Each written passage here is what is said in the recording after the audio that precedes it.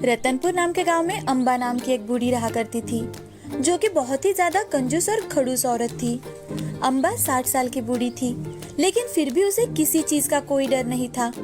अम्बा के पिताजी बहुत अमीर इंसान थे, तो अम्बा का बहुत ही बड़ा घर था, जिसमें वो अपने माँ पिताजी के देहांत के बाद अकेली ही रहा करती थी। उसने अपने काम करने के लिए एक भी काम वाली नहीं रखी थी और ना ही कोई बॉडीगार्ड। उसने अपना सारा पैसा 7 घड़ों में भरकर अपने घर में छेद कर उसी में रखा था और उस पर एक चटाई बिछा दी थी, ताकि किसी को पता ही ना चले कि उसने अपना सारा पैसा घर में कहाँ पर छुपा रखा है। बूढ़ी जब भी बाहर निकलती तो अपने हाथ में एक बड़ा सा डंडा साथ लेकर ही निकलती थी, ताकि अगर उसे कोई लूटने की कोशिश करे तो वो उसे मार भगा सके। एक दिन बूढ़ी अपना डंडा साथ लेकर बाजार जाती है, तो उसे देख लोग बातें बनाने लगते हैं। तो उन्हें देख बूढ़ी, क्या बातें कर रहे हो तुम सब? मेरे बारे में तो नहीं बोल रहे।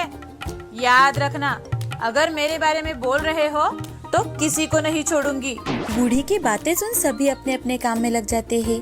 अब वो एक सब्जी के ठेले पर जाकर, अरे ओ लड़के, ये लौकी कैसे दी? 20 रुपए की एक है दादी। और ये प्याज कैसे दिए? अरे दादी जी, प्याज 10 रुपए किलो है। ये तो सब कुछ महंगा है। लूट चल रही है, लूट। लौकी 10 रुपए की और प्याज 5 रुपए किलो लगा दो। इसके ऊपर 1 रुपया भी नहीं दूंगी, समझे? अरे दादी जी, इतने में तो नहीं आएगा। मुझसे बदतमीजी कर रहे हो? मुझसे जानते नहीं क्या मैं कौन हूँ? अब बूढ़ी अपना डंडा निकालकर उसे पीटने ही वाली थी कि तभी ठेले वाला, अरे अरे दादी जी, ये क्या कर रही हो तुम? अरे ले लो दादी जी, ले लो और जाओ यहाँ से। मैं भी कोई गलत दाम नहीं देती, समझे? हाँ। अब बूढ़ी वहाँ से निकलकर घर जाने ही लगती है कि तभी रास्ते में एक अंधा भिखारी उसके सामने आकर, इस गरीब अंधे की कोई मदद कर दो भाई, अंधे की कोई मदद कर दो भाई, कुछ खाने को दे दो भाई।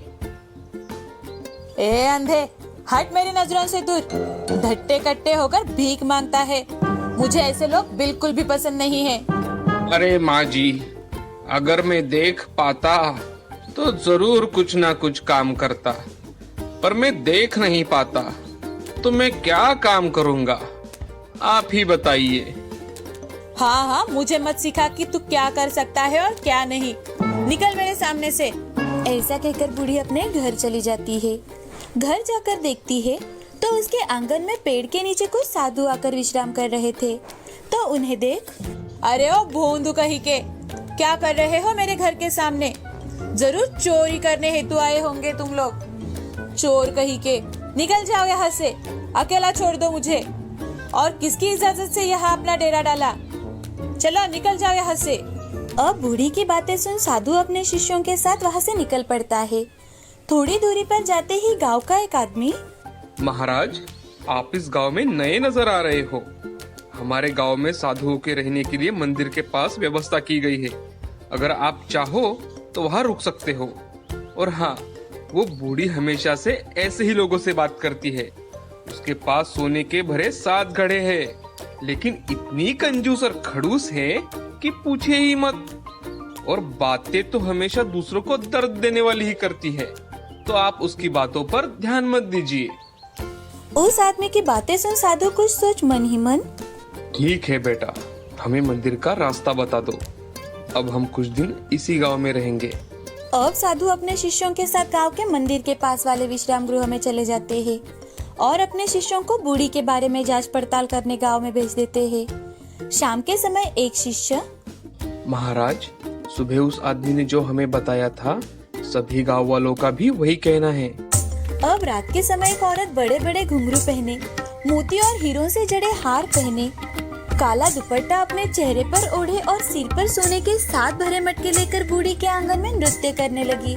तो घुंघरुओं की आवाज सुन बूढ़ी डंडा हाथ में लेकर दरवाजा खोलते खोलते, इतनी रात गए, कौन नाच रहा है मेरे घर के सामने? अभी देखती हूँ। जैसे ही बूढ़ी दरवाजा खोलती है तो वो नजारा देख डर जाती है और झट से अपने घर का दरवाजा फिर से बंद कर देती है और खिड़की के पास आकर फिर से देखने लगती है। तो कुछ दिन नृत्य कर वो औरत एक मटका नीचे गिराती है और उस मटके को फोड़ देती है। बूढ़ी रात भर सो नहीं पाती अब वो सुबह होते ही बाहर निकल कर देखती है तो रात को जिस घड़े में उसे सोना दिखाई दे रहा था वहाँ उसे कोयला और राख नजर आ रही थी। अब दूसरे दिन उसके साथ फिर से यही होता है। आज बूढ़ी जोर जोर से चिल्लाती है ताकि कोई उसकी मदद करने आए, लेकिन बूढ़ी के स्वभाव के कारण कोई उसकी मदद करने नहीं आता। आज उस औरत के सिर पर 6 मटके थे। वो थोड़ी देर नृत्य कर एक मटका फोड़ वहाँ से चली जाती है। बूढ़ी को कुछ भी समझ में नहीं आ रहा था। वो बहुत ज्यादा डरी हुई थी। वो दूसरे दिन सुबह सबके पास जा जाकर मदद मांग रही थी, लेकिन हर कोई उससे दूर भाग रहा था कि तभी उसे वो साधु दिखाई देते हैं।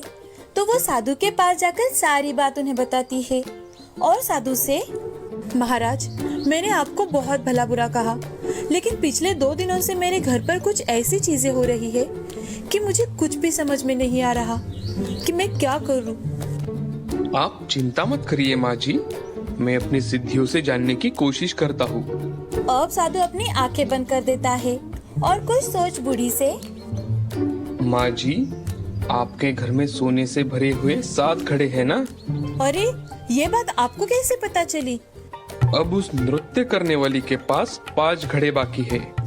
अब जैसे जैसे दिन बीतेंगे और जब वो अपना आखिरी मटका फोड़ेगी, तुम्हारे घर के सारे मटके वो तोड़कर राख बना देगी और तुम्हें उसके साथ ले जाएगी। तुम अब 5 दिन बाद मरने वाली हो। साधु की ये बातें सुनते ही बूढ़ी और ज्यादा डर जाती है और वो साधु से, महाराज, कुछ तो रास्ता होगा इससे बचने का। मुझे इस तरह से नहीं मरना महाराज, मुझे बचा लीजिए। आप ही मेरी आखिरी उम्मीद हो महाराज।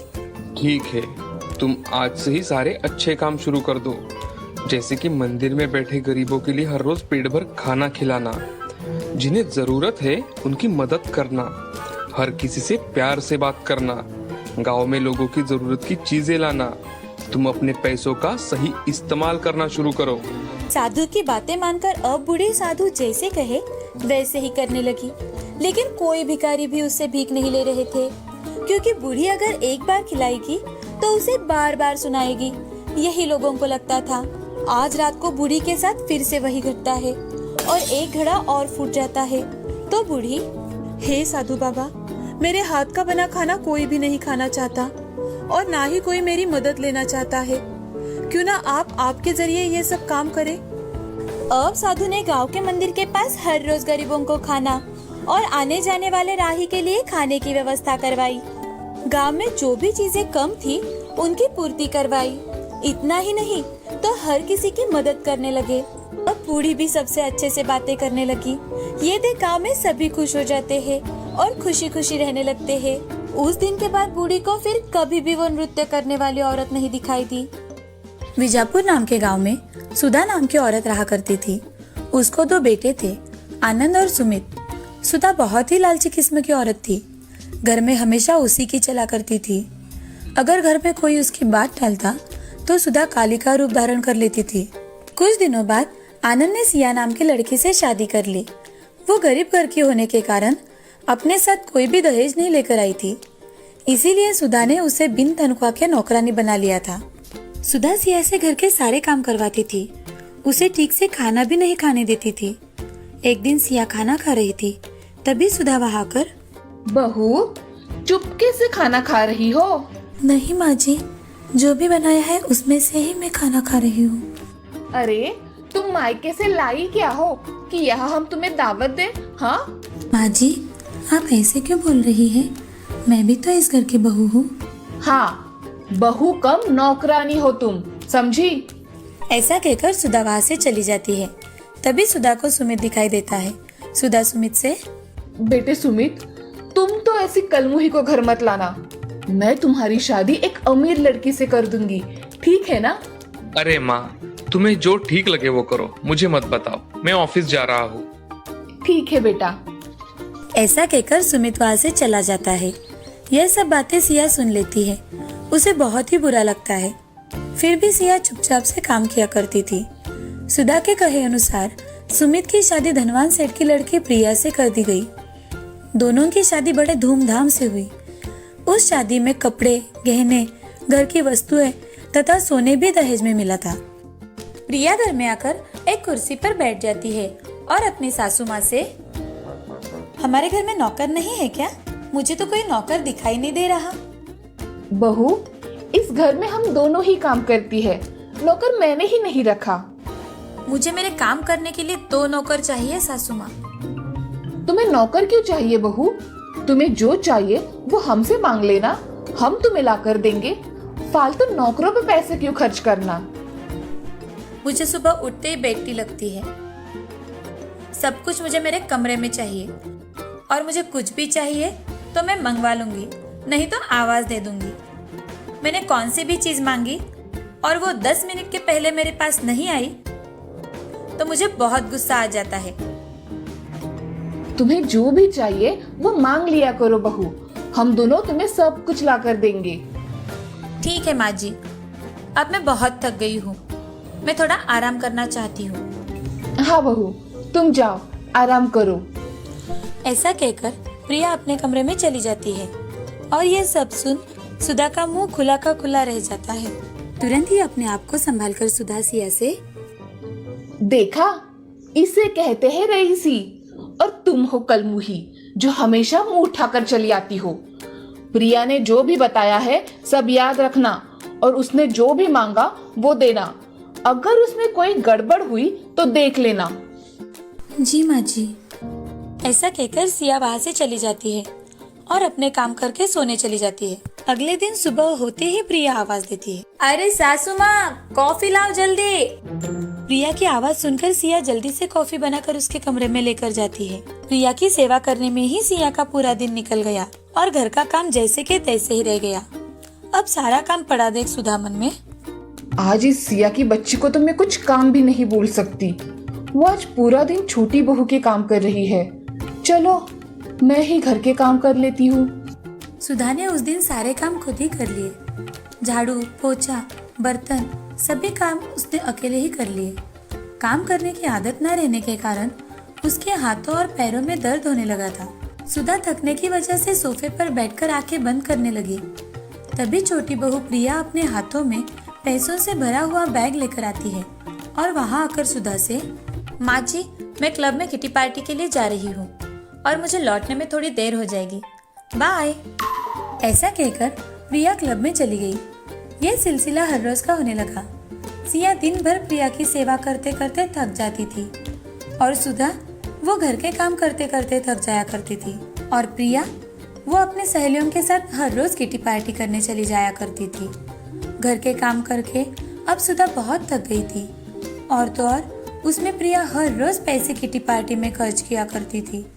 ये देख सुधा अपने बेटे सुमित से, सुमित, जरा इधर तो आना। हाँ माँ, तुमने मुझे बुलाया? हाँ बेटे, आओ यहाँ बैठो। क्या बात है माँ? अरे बेटा, प्रिया हर रोज किटी पार्टी में जाकर पैसे खर्च करती है। मैं और सिया काम करके थक जाते हैं। तुम ही प्रिया को कुछ समझाओ ना। माँ, तुम्ही ने तो उसे सर पे चढ़ा के रखा था कि धनवान की लड़की है, उसने जो कुछ मांगा वो तुमने उसे दिया, और तो और बेचारी भाभी को भी उसकी सेवा में लगा दिया। अगर मैंने उसे अभी कुछ कहा तो वो बोलेगी मैंने ढेर सारा दहेज देकर तुम्हें खरीदा है। मैं उसे कुछ नहीं कह सकता माँ, आप औरतें आपस में संभाल लो। ऐसा कहकर सुमित वहाँ से चला जाता है। यह सुन सुधा चुप हो जाती है। कुछ दिनों के बाद सुधा का फोन कंटिन्यू बजने लगा। तभी सुधा ने फोन उठाकर, हेलो, क्या आप घर में काम करती है? सुधा ने गुस्से से अपना फोन कट किया। तभी उसका फोन फिर से बजा। सुधा ने फोन उठाया, हेलो, आपको फिश करी बनानी आती है क्या? आप कौन हो? और मैं काम वाली नहीं हूँ, समझी? मुझे फेसबुक पर आपका नंबर दिखा, इसीलिए मैंने कॉल किया। तुम्हें किसने दिया मेरा नंबर? हाँ, प्रिया मैडम ने हमें ये नंबर दिया है। तुम फोन रखो, मैं किसी के यहाँ काम नहीं करती। तभी गुस्से में सुधा प्रिया से, प्रिया, प्रिया, कहाँ हो? क्या हुआ माँ जी, आपने आवाज दी? बहू, मेरे मोबाइल पर सुबह से अननोन नंबर से फोन आ रहे हैं। और काम करती हो क्या? फिश बनाती हो क्या? ऐसे कुछ वो औरतें बोल रही थी। मैंने उनसे पूछा तो तुमने ही मेरा नंबर दिया उन औरतों को, ऐसा वो बोल रही थी। अरे हाँ माँ जी, मैंने ही आपकी पोस्ट फेसबुक पर डाली थी। किसी को इतनी काम करने वाली अच्छी सास चाहिए तो कॉल करे, और लोगों ने आपके नंबर पर कॉल करके पूछा होगा, है ना माँ जी? वैसे भी मुझे क्लब के लिए थोड़े पैसे कम पड़ रहे थे, इसीलिए मैंने आपकी पोस्ट दे दी। मैं कहीं नहीं जाने वाली, समझी? और मैं काम वाली नहीं हूँ। माँ जी, इस पोस्ट से हमें बहुत पैसे मिलेंगे और जो भी कस्टमर हमें अच्छे पैसे देंगे उससे हमें डील फाइनल करनी है। बहू, तुम क्या कह रही हो? तुम्हें समझ में आ रहा है? अपनी सास को बेचोगी क्या? अरे माँ जी, मैं हस्बैंड फॉर सेल भी लगाने वाली हूँ। जो भी अच्छी डील होगी उसका हमें ही तो फायदा मिलेगा, और आप जैसी दयालु सास किसी को कहाँ मिलेगी। मैं कहीं नहीं जा रही, और तुम तुम्हारा देखो और मैं मेरा देखती हूँ, समझी? ऐसा कहकर सुधा रसोई घर में चली जाती है। उसे उसकी गलती का एहसास हो गया था। किचन में सिया वहाँ खाना पका रही थी। ये देख सुधा सिया से, सिया बहू, मुझसे बहुत बड़ी गलती हो गई। मैंने तुम्हें पहचाना नहीं। हमेशा तुम्हें मैं तुम्हारी गरीबी की वजह से ताने मारते रही, और प्रिया बहू धनवान है, इसीलिए उसे हमेशा सर पे चढ़ा के रखा। वो कहती है कि वो अपने पति को और मुझे भी बेचेगी। मैंने तुम्हें जो सताया उसके लिए मुझे माफ कर दो बेटी। माँ जी, आप मुझसे माफी मत मांगिए। आप मुझसे बड़ी हैं। मैंने आपको कब का माफ कर दिया है माँ जी। बहू, तुम्हारा मन कितना अच्छा है। तुमने मुझे सच में माफ कर दिया। हाँ माँ जी। तभी प्रिया वहाँ आ जाती है और प्रिया अपनी सास से, माँ जी, आप में बदलाव आया इसलिए तो हम सबने मिलकर ये नाटक किया। आप हमेशा दीदी गरीब घर की लड़की है ऐसा कहकर उनका अपमान करती रही है। ये सुन दीदी बहुत दुखी हुआ करती थी। आपको इसका एहसास हो इसीलिए हमने ऐसा किया। वास्तव में मैं हर रोज़ किटी पार्टी के लिए नहीं जाती थी। मैं काम करने हर रोज़ ऑफिस जाया करती थी। आज से मैं अपनी बहुओं को अपनी पलकों पर बिठा कर रखूंगी। यहाँ आओ बहू। ऐसा कहकर दोनों बहुएं सुधा के गले लग जाती है। अब पूरा परिवार खुशी खुशी जीवन व्यतीत करने लगा।